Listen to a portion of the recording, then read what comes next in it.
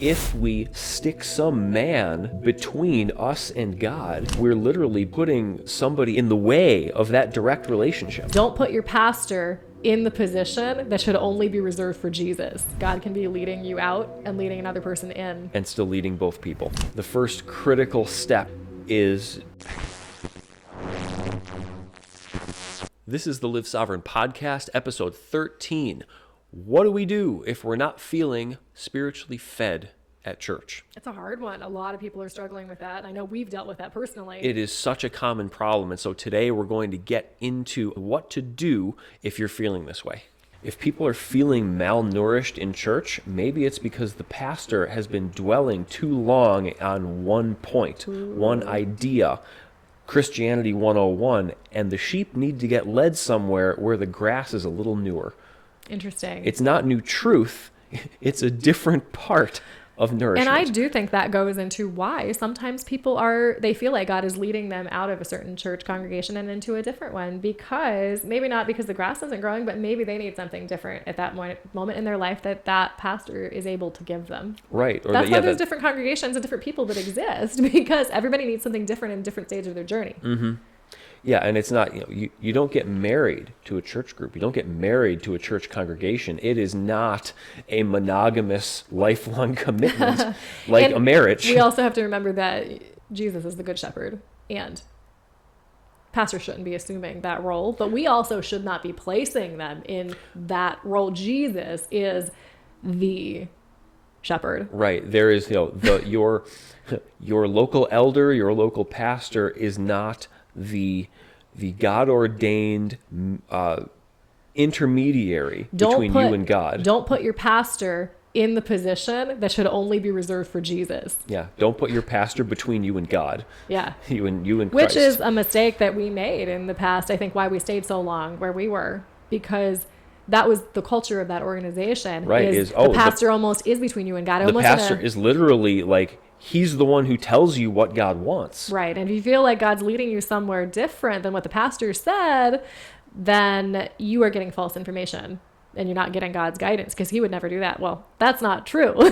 He can lead. He is leading people all over the place, because if he's not, there's not really a way for the gospel to encompass the whole world, is there? Right. And when Christ died, the veil was torn. The symbolism of that was that, there is no division between people and a relationship with God. That was the priesthood in the Old Covenant.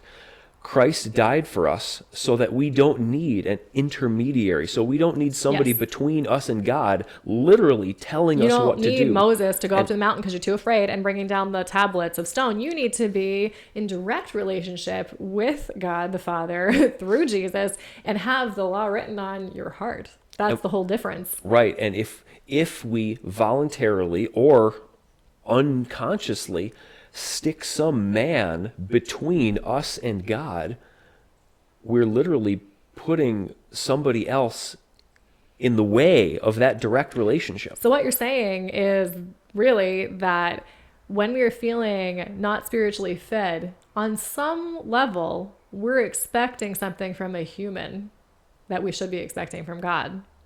Because really, if we let God feed us, we'll never be malnourished. Mm-hmm. That's an indicator. But it's also not to say don't expect to get nourished at church. Expect God to magically No, it's not saying that at all. It's saying you got to get the plank out of your eye before you look and see what's actually going on. Yeah. And if you're only getting your nourishment at church, you are only eating one day a week. Maybe you have an evening meal on Wednesday. If you're getting your nourishment from those 1 or 2 days a week, you're going to be very hungry. And you're setting yourself up for disappointment if the one meal a week doesn't live up to your expectations. Most of the time, I don't think you can change the system. If you feel like God is leading you to do something, a lot of the time, maybe you should just go do it. Right. and not try to change the system. I mean, I spent years trying to change the system of a very traditional, stuck in its ways type church, and it never worked. It just made me frustrated. Right. You were fighting the tide. And eventually I had to leave. Yeah, I was fighting the tide because I wasn't realizing, God's leading you this direction. You're just trying to do it in a space that it can't hold that. It's putting new wine into old wineskins. It's putting more spirit than the old structure can handle. And it's less likely that structure will expand to hold. And it's more likely that you should just put your new wine somewhere else. And partly that's assuming that the topic that you're feeling led to introduce, push forward, the work you're looking to do, is in fact something that is God ordained and critical to put out there. How you said the word pushed, because in general, I would say if you're feeling pushed, like you want to push a topic, that's almost always an indicator. Just using that word means you are trying to force something that isn't fitting. The right thing usually is a drawing, a leading. There's a difference between push and pull. Drawing is what God does. Pushing is what our carnal self does. Everybody knows what it feels like when somebody's pushing an idea on you, on a group, where you can tell, oh, they have an agenda here and they just want to see it get done. Regardless of if the group breaks apart. Regardless of whether anybody else is interested or on board. Because everybody's righteously indignant about their interpretation of the truth. They're going to push their calendar. They're going to push their understanding of which laws we need to follow. They're going to push their interpretation of whatever they have an interpretation on. I think it's a tricky situation to handle, because the people that are doing that want different things to be talked about are yearning for meat and not milk. People do want deeper, but do they want meat instead of milk, or do they want anise and cumin and spices instead of focusing on the weightier matters of the law? And I think that's where a lot of discord can happen. Meat is not a divisive topic. Seasonings are divisive topics. Ooh, and we good. know where Sometimes meat is divisive if you got some vegans in the congregation. Meat can be, but meat fundamentally is not a topic.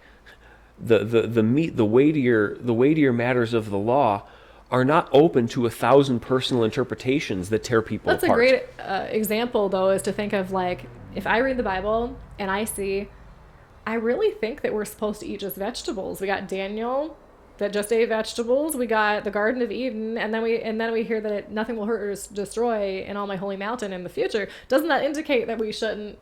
And I don't believe this, but I can see how somebody can get there. So let's say you actually do believe that. Should they go and teach that? So should they say, we need to teach this? This is in the Bible. Veganism is the way to go. We need a sermon on why we should be vegans. What happens when that person goes up there and gives that message? You cause division for no reason, when you literally could have just believed that yourself. And trust God to work that out. Yeah.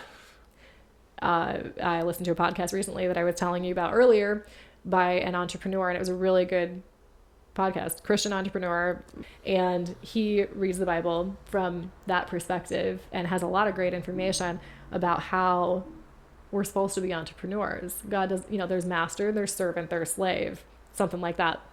And he makes a very compelling point that you can be all three, but God, or four, or however many you list, but God would like you to be the master in the physical realm.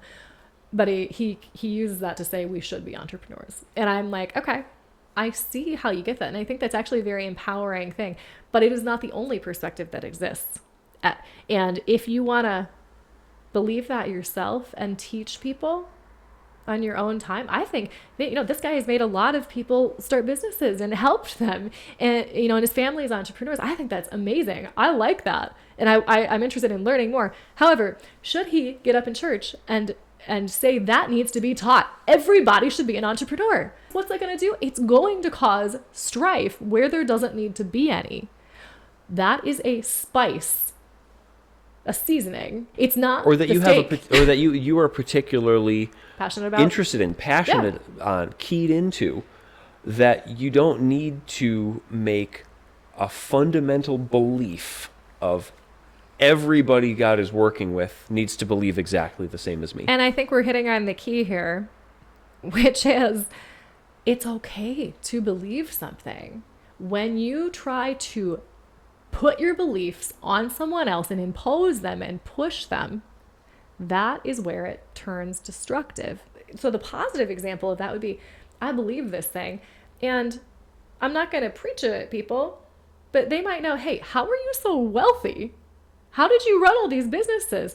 And they get drawn to you because of your light and your example. And they ask you, and you can tell them what Then you you have believe. the opportunity to share, oh, well, here are Yeah. all of the reasons that I believe the Bible teaches that And maybe- this is what I should do. Maybe God will use your light and people being drawn to that, like it's not your light, it's God's light shining through you, to move you in a place where maybe you do end up starting your own church, for an example, that is full of entrepreneurs for Christ. And you do teach those and those things, and the people that come there believe it. Like, And there are a lot, I can think of several congregations where, the vast majority of people that go to church here are business owners, are entrepreneurs, Yes. because that's the culture of that You congregation. need the It church. attracts those types you of need people. the church for the entrepreneurs. You need the church for the vegans. You need the church for the rule followers. You need a church for the rule breakers. And it's not because any one of those things is the absolute truth Because we're all that's different. right, that every single person should be doing. It's, God made us all different. And maybe, And that's a good thing. and maybe there's a different place for each one of us to be that's the best for us Yes. right now. That is why I don't think that the church we went to before is wrong. I don't think they're bad. I don't think they're wrong. I do think that they are very, very helpful for traditional rule following people that like to be told what to do. And that's fine. I fit there for a long time. I guess I'm a rebel at heart, but we're visionaries, and eventually when we feel vision to go somewhere else, like to do something bigger than that church can contain, that's why we had to leave. But I don't blame them. I think that church really exists for a reason, and I'm very passionate about that still. But I'm not that person anymore that fits there, and there needs to be places for everyone. Why do we sit around and point fingers at that church is doing it wrong, that church is this, no. Different organizational or congregational personalities that fit different purposes that God is using. There's another organization that I know has incredible rates of new people coming in consistently. And of so many of the people I've talked to who've attended there, the shelf life of an attendee Very short. is about 6 months. Because they get in, they get grabbed by the truth, open, and they it's a see, life-changing wow, this is experience. amazing. But it doesn't take long for them to come into the organization and go, And be like, this is controlling. there's a lot of toxic stuff going on here. But what they're saying is true, but I can't stay here. And they go find somewhere else. It's a gateway organization. God seems to be using it in that way. That's not what they're trying to be, but God seems to be using it that way, bringing people into the truth, and then they grow into going somewhere else, wherever that might be. And, every congregation is going to have different flaws and different strengths, and it usually trickles directly down from the leadership, and that's why it's very important to always remember that as a leader, Christ is your leader, because he'll trickle down the right things to you. But that organization may not be healthy. However, it served a purpose for the people that were there. God only works through imperfect people, with one exception. Leaving can sometimes be God leading you. Right. It's not if you leave, you're making a reactive choice, but it's saying in yourself, I'm not being fed here. I'm never coming back. Not going to talk to anybody. Not going to mention it. Just I'm gone. That's a negative response. And in the same way, sticking around and stuffing. I'm not being spiritually fed. I'm going to keep it to myself. Those are both reactive. We need to be responsive, and every single person is being led slightly differently because they're a different human. God can be leading you out and leading another person in. And still leading both people. And still leading you both at the same time. You need to be okay with your beliefs and be okay that other people might have theirs. And God will lead them. You just trust them. Trust that God is leading everybody. And you don't need to hammer people over the head. Think back 1, 5, 10, 20, 50 years ago to, what did you believe back then? Well, if it's different from what you believe now, if you would argue with 20-year ago you about something and say, well, God's not leading that person. Look at what they believe. How could they possibly have a relationship with him that's legit? Right. That was me. Was God leading me then? And I guess not. He must not have been if I don't believe what I believe right now. Arguments never, ever, ever help.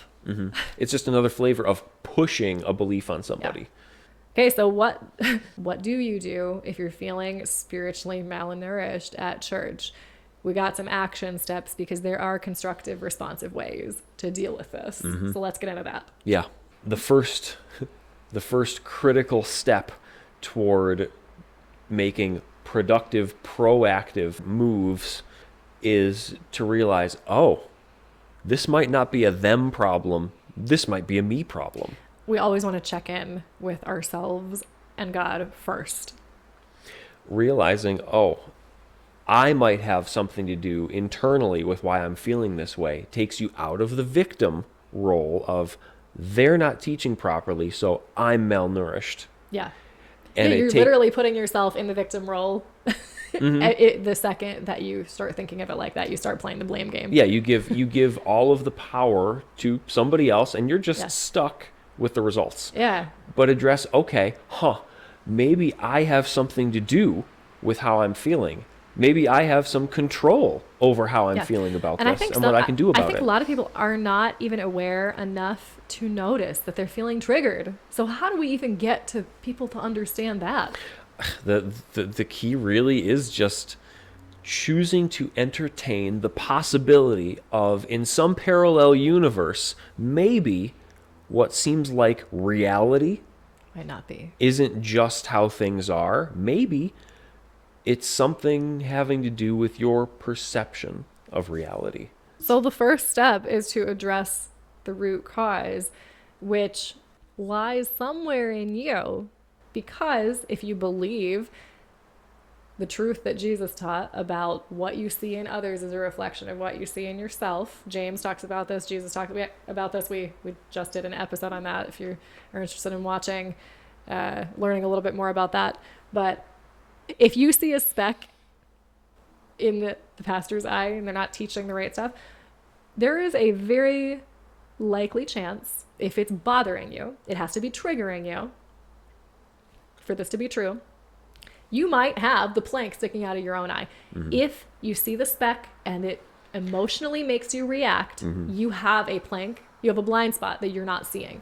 If you see a speck but it doesn't bother you, you're probably okay. But you need to be you need to delve deep to see, does it really bother me? Okay. Am I pretending it doesn't bother me? So that means it's okay.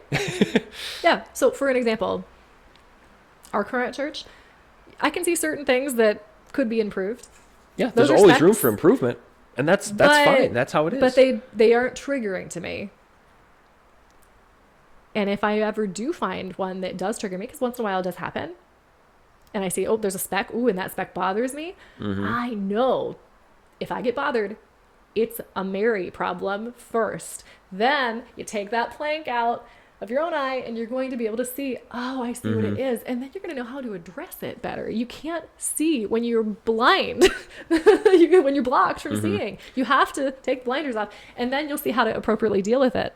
Yeah. Anytime you identify something and you say, I cannot believe, fill in the blank, that's probably a negative emotional response that you're having that is indicating there's something in you that's getting set off. Yeah. And it's not, okay, that's not the most functional way to do it. And I think I have a better way, and maybe I'll be able to do something about it. Think of like the wise man in any cultural tradition. They're sitting there. Now, I don't know why I'm going to have an Asian accent because Jesus wasn't Asian, but it works, right? I'm thinking of Karate Kid. You know, Mr. What's his name? Wax on, Mr. Miyagi. Mr. Miyagi. Interesting. Have you considered waxing my floor? I don't know. But like it's just You have a fascinating interpretation of an old Japanese man. Well, I've never been one, so you can see why I might not be very good at it. It's not looking good. But in general, we all have known very wise people in our life, and usually they're not the one out there beating people over the head. They typically don't get flustered about things. And so when you get rid of your own charge, you're going to be able to see things very clearly from a bigger perspective. And you should never, ever move on to any kind of actions to address the situation until you are completely clear and you've checked with God and in with yourself in all the different ways to make sure there's no charge. Then you'll be able to go and do the proactive action. Sometimes there is a right place for proactive confrontation. The positive version of confronting someone is just addressing something. Yeah, so Confrontation. there is a positive way to address a problem that you see, but you cannot ever do it in a way that actually is going to make it a win-win for everyone if you are still reactive inside. If there's a ton of negative emotions driving, pushing you, because even if to you handle do something in a the certain way. exact correct actions on the outside, if you have the wrong heart and the wrong intention, and this is why Jesus cares so much about the heart, even if you do all the correct actions, it will still end up backfiring it. Even if you get what you want short term, the heart is what matters. And if there is something deceitful or evil that is in your intention, doesn't matter what actions you do, something will happen. So you need to do an honest assessment of what's going on inside, take it all to God, clear out any gunk, and then you can move on to step 2, which is asking for divine guidance. God, what should I do? Now that I can see more clearly, give me your perspective and show me what to do. Pray about it and see what you get back. If you've already done step 1, which is talked to God about what stuff do I need to clear out, what am I not seeing, show me any blind spots, then you can do step 2. Never do step 2 until you've done step 1. You don't want to ask God, what should I do? Outward action until you know, what do I do inward? Assuming that's clear, you can just ask and say, God, show me what I need to see here. Show me what I need to do or see to resolve this situation. And then you literally just observe the obvious and notice what you notice, because if you asked, he promises to answer. If you're listening, you'll hear it, you'll see it, you'll know. If you're not blocked with all of the anger and frustration and anything else you might have been feeling previously. But if you're feeling triggered, don't try to do something yet. Like, work through your feelings first. That's I cannot emphasize that enough. Yeah, step 1 is literally understand what's going on internally before you go out and try to fix it.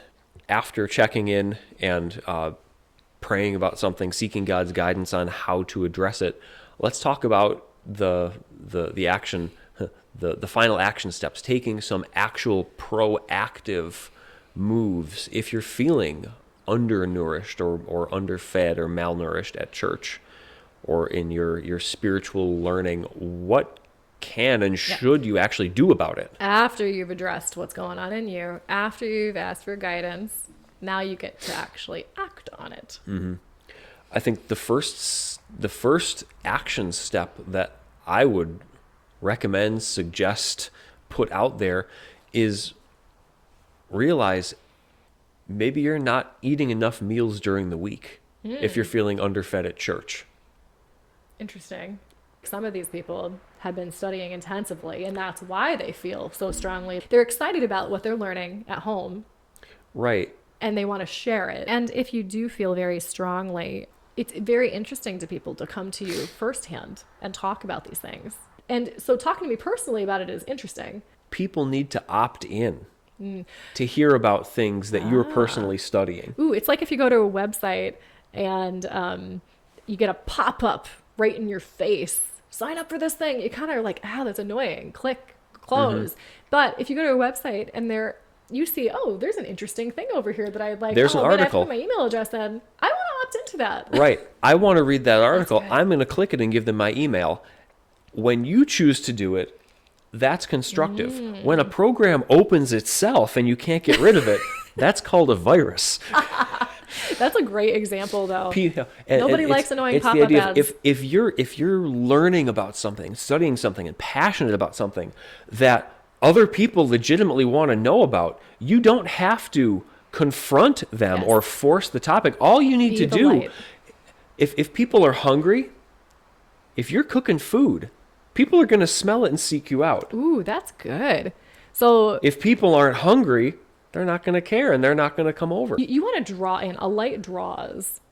It shines and people can shut their shade if they want it, but it doesn't force If you see a pattern in your life, you should take notice. There must be something deeper at play. So if every church you ever go to, you don't feel nourished at, that's an indicator. There's probably something that's a pattern inside of you that you need to address. And then you're going to accidentally stumble into the church that feels so good, that feeds you. You know, it's hard to see it if it happens once. It's easier to see it the more it happens, and usually it gets more intense each time. It's like a breakup, or it's like getting into a relationship with somebody that everybody else can see, oh man, this is not going to end well, and you just keep doing it over and over. Two relationships like that, okay, wow, that guy was a jerk, that girl was a disaster. And 4 relationships like that later, you start to go, why do I keep doing this? And you just get desperate and broken enough that you actually are looking for help. What do I do? And you start changing you, and then all of a sudden you don't attract that person next time, or you're not attracted to them.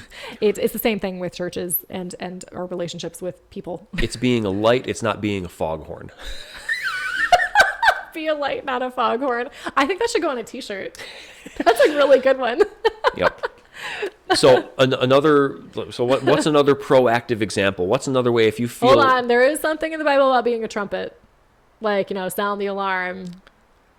Right, and so there's no, you should always do this and never do that. There are so many of these superficially, conflicting directives that people can use. I'm supposed to be a trumpet in this situation. Well, you're not being a trumpet, you're being a foghorn. It's a matter of discernment. And so there's not a thou shalt. These are judgment calls. These are things that God is circumstances that God is using for us to hone our discernment, instead of just, a long list of really prescriptive, this is exactly what you have to do, and you never have to think about it. This is the rule. So another really good example of, what can you do to proactively address, I'm not really feeling entirely nourished or stimulated or fed at church. Well, guess what? Church is not the only part of your life. If you're feeling led to do something, to serve, to forward a particular area of your understanding, do something about it. It's not fighting. If you are feeling drawn to do something like, we need more outreach in the community, go do it. Go start something. Don't try to convince a church that doesn't want to be convinced of that. You can bring it to them if you think maybe it can turn into a church thing, but if it doesn't, if you feel led and drawn, go do it. And I think that's the key difference. If you're going to do something, you need to feel led by the Spirit, not pushed by an agenda. If you're feeling a lack, that indicates there's something in you. If you're sensing a need, go fill it.